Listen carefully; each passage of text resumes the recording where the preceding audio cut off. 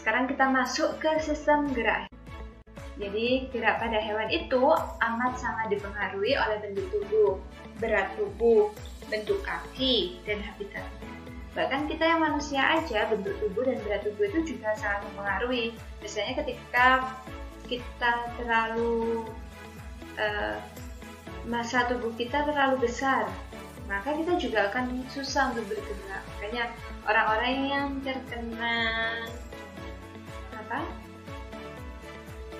obesitas itu juga sebagian besar bakalan susah untuk bergerak karena massa tubuhnya juga terlalu besar.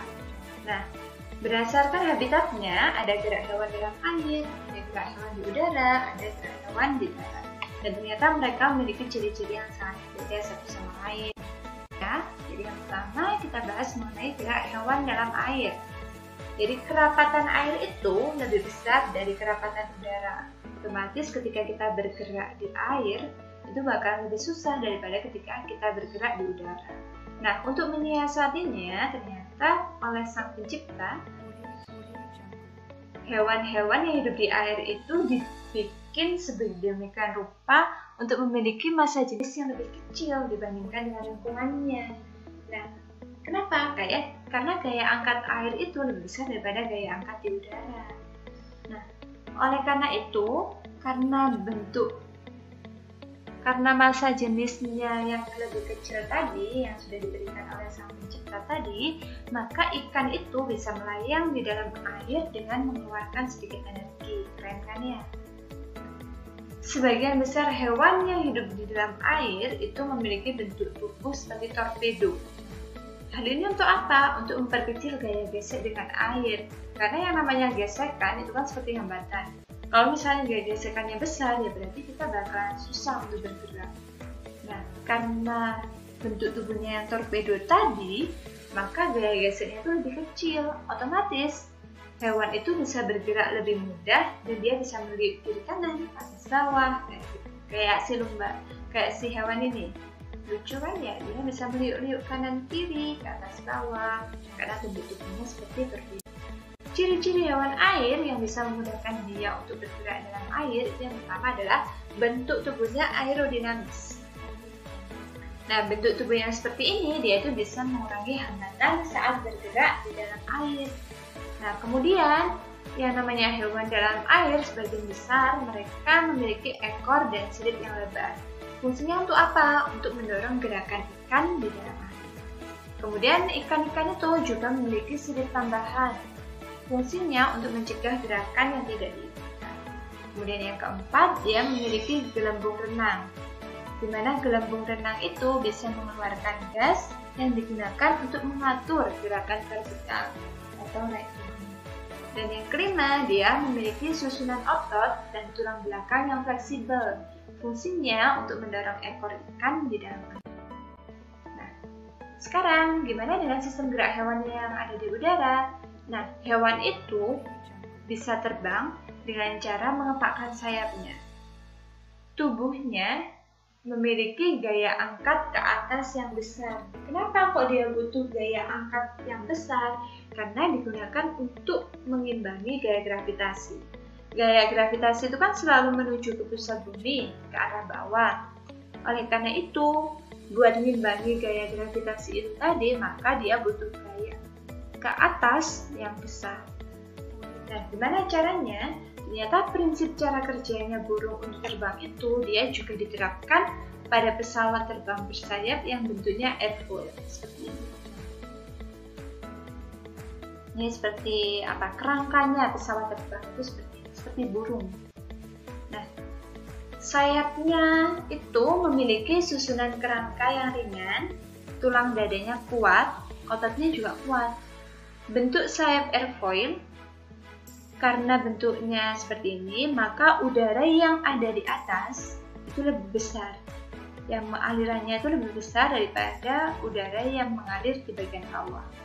Sehingga ketika sayapnya dikepakkan, udaranya itu dari atas mereka bakal mengalir ke bawah dan menghasilkan gaya yang berlawanan arah. Jadi udaranya dari atas ini ke bawah, kemudian dia mendorong ke atas karena ada dorongan dari udara di bagian bawah tadi, sehingga si burungnya bisa terbang ke atas.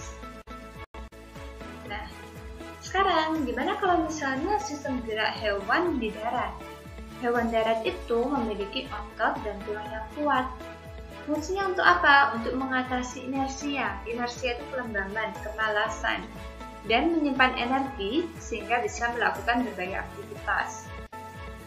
Kecepatan gerak hewan di udara itu berbeda, tergantung struktur tulang dan otot yang dimiliki. Misalnya, gajah. Gajah itu mereka punya tubuh yang besar. Otomatis inersianya itu juga besar. Nah, karena bentuk tubuhnya yang besar, maka gajah itu bergeraknya lamban. Kan berat. Beda sama kijang. Kijang itu dia punya kaki yang ramping, kecil banget kan ya kakinya. Nah, kemudian dia itu bisa banyak berlari dan melompat. Kenapa? Dia itu sukanya melompat karena gaya gesek udara itu jauh lebih kecil dari gaya gesek permukaan tanah. Karena gaya gesekannya kecil, berarti kan gerakannya lebih bebas. Oleh karena itu, si kijang bisa lompat-lompat, bisa bergerak jauh lebih cepat. Bayangkan kalau misalnya si gajah ini dia ingin mengurangi gaya gesekan, berarti dia melompat. Nah, tapi kakinya dia nggak kuat untuk menopang massa tubuhnya, inersianya yang besar. Kadang-kadang kita juga seperti itu. Kalau misalnya kita terlalu berat, tubuh kita terlalu berat, massanya terlalu besar, itu juga bakalan susah bergerak karena inersianya kita besar. Nah, kalau misalnya kita kecil, kayak makanya atlet-atlet lari itu, atlet-atlet maraton, sebagian besar kan mereka punya tubuh yang kecil, yang ramping, body curls. Nah, kenapa? Karena itu bisa membuat dia itu bergeraknya lebih bebas. Sama seperti gerak manusia di darat itu.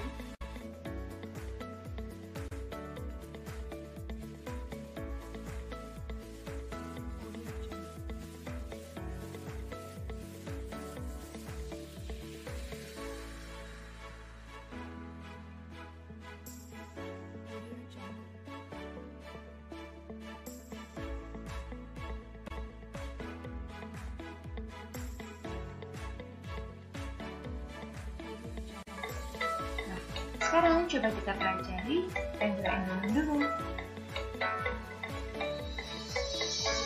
Pada materi kali ini, kita akan mempelajari tentang gerak endonom. Apa itu gerak endonom? Nah, jadi gerak endonom seperti yang sudah Bu Intan sampaikan tadi adalah gerak yang terjadi akibat rangsangan yang berasal dari dalam sel atau tumbuhan. Nah, misalnya ada pada tumbuhan. Tumbuhan apa? Tumbuhan hibridula verticillata. Jadi kalau misalnya kita terbesar, maka di sana itu akan terdapat seperti bulir-bulir, di mana itu merupakan sel daun atau stipulasi.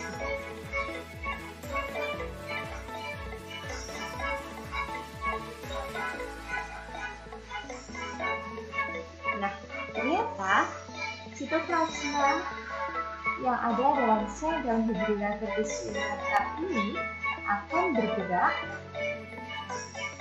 di mana geraknya itu terjadi secara spontan dan berasal dari dalam sel tumbuhan tersebut.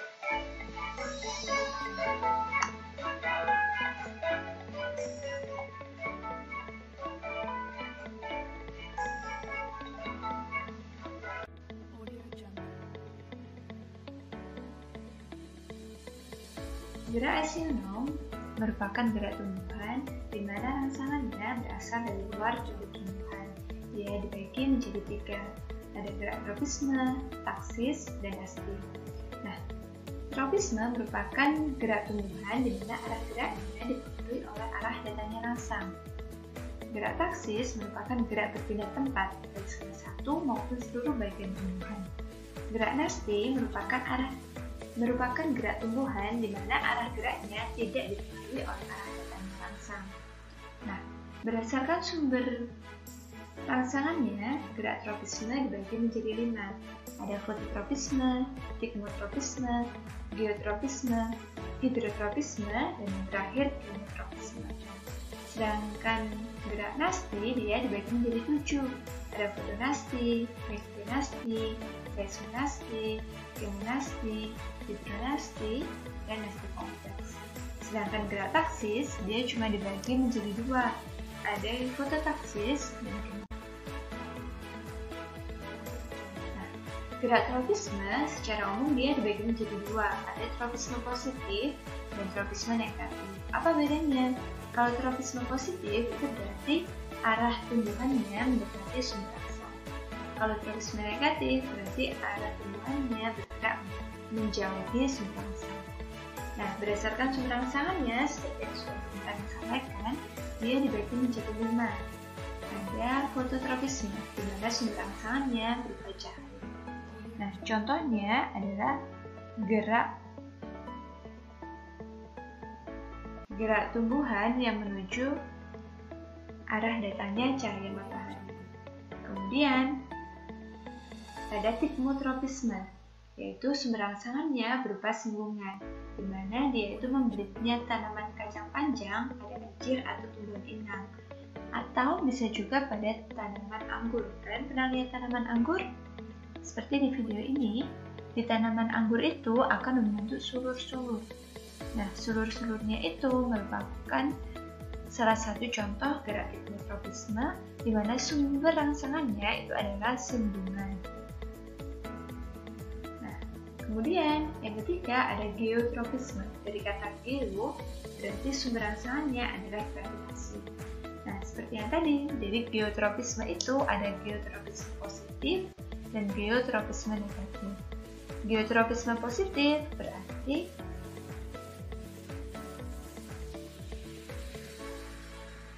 dia gerak tumbuhannya menuju arah gravitasi bumi, berarti yang dia arahnya ke bawah, misalnya akar tanaman. Sedangkan geotropisme negatif berarti dia itu menjauhi gravitasi bumi. Kalau gravitasi bumi kan selalu ke bawah, nah berarti geotropisme negatif dia arahnya ke atas, misalnya tanaman yang semakin tinggi.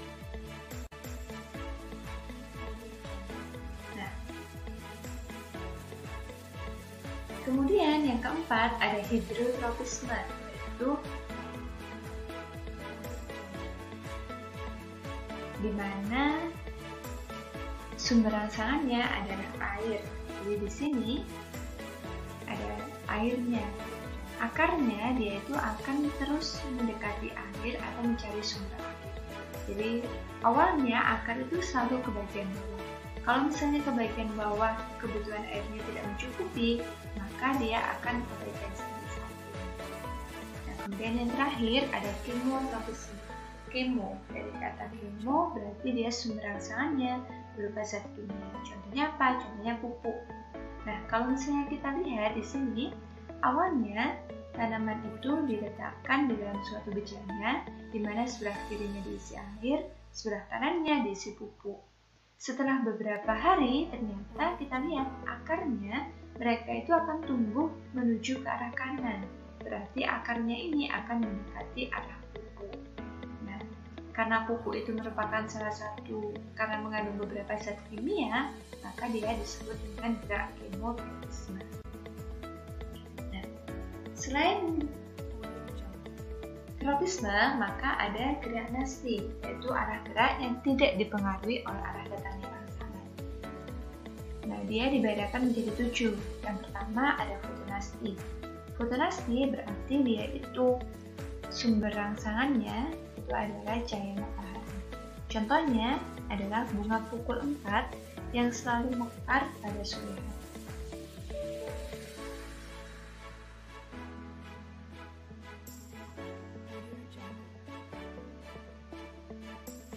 Nah, selain gerak fotonasti, ada gerak seismonasti, di mana dia sumber rangsangannya itu merupakan sentuhan. Contohnya adalah daun putri malu. Jadi seperti yang sering kita lihat, putri malu itu dia akan mengatup saat disentuh. Nah, kemudian yang ketiga ada niktinasti, dikatakan naik. Niktinasti, naik. Jadi dia bergantung arah rangsangannya itu merupakan suasana malam. Nah, di suasana malam itu contohnya apa? Contohnya adalah daun petai Cina ya. Nah, kemudian ada termonasti dari kata term atau suhu. Jadi contohnya adalah bunga tulip. Seperti yang kita lihat, jadi bunga tulip itu akan mekar saat suhunya naik.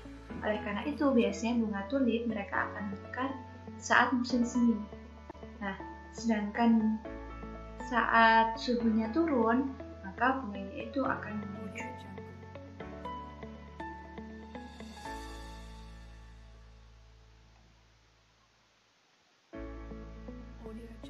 Nah, kemudian ada gerak kemonasti. Kemo, zat kimia. Zat kimia apa? Contohnya adalah gerak stomata yang menunjukkan saat siang hari untuk mengambil karbon dioksida. Ini karbon dioksida. Nah, kemudian ada gerak hidronasti. Jadi kalau misalnya hidrotrofisme tadi, kalau misalnya ada air, maka gerak tumbuhan akan menuju ke arah datangnya air. Nah, kalau hidronasti ini, karena nasti itu tidak dipengaruhi oleh arah datangnya rangsangan, maka hanya misalnya daun alang-alang ini akan membunuh saat kemarau. Fungsinya apa? Untuk mengurangi pengaruh. Dan yang terakhir adalah nasti kompleks, di mana dia itu dipengaruhi oleh beberapa rangsangan. Contohnya, stomata itu ternyata dia membuka mulutnya nggak cuma karena adanya CO2 aja atau karbon dioksida, tapi dia juga dipengaruhi oksida, air, suhu, cahaya matahari, dan untuk taksis, jadi taksis itu merupakan gerak berpindah tempat, baik salah satu bagian tumbuhan atau seluruh bagian tumbuhan. Nah, gerak taksis dia dibagi menjadi dua, ada fototaksis dan kemotaksis. Fototaksis berarti dia itu dipengaruhi oleh rangsangan cahaya. Kemotaksis berarti dia dipengaruhi oleh rangsangan zat kimia. Nah, contohnya dari fototaksis ini, jadi kalau misalnya kita lihat, di situ menunjukkan bahwa ini merupakan Chlamydomonas. Jadi Chlamydomonas itu, nah ketika ada cahaya maka mereka akan menuju ke arah datangnya cahaya. Tapi ternyata ketika kebutuhan cahayanya mereka itu sudah terpenuhi, maka suatu saat mereka juga akan menjauhi rangsangan cahaya seperti itu. Nah, kalau kemotaksis gimana? Kemotaksis itu merupakan gerak di mana rangsangannya merupakan zat kimia. Contohnya adalah gerak spermatozoid pada tumbuhan lumut dan tumbuhan paku menuju sel telur di dalam arkegonium. Bergeraknya spermatozoid ini karena tertarik gula atau protein yang dihasilkan oleh arkegonium.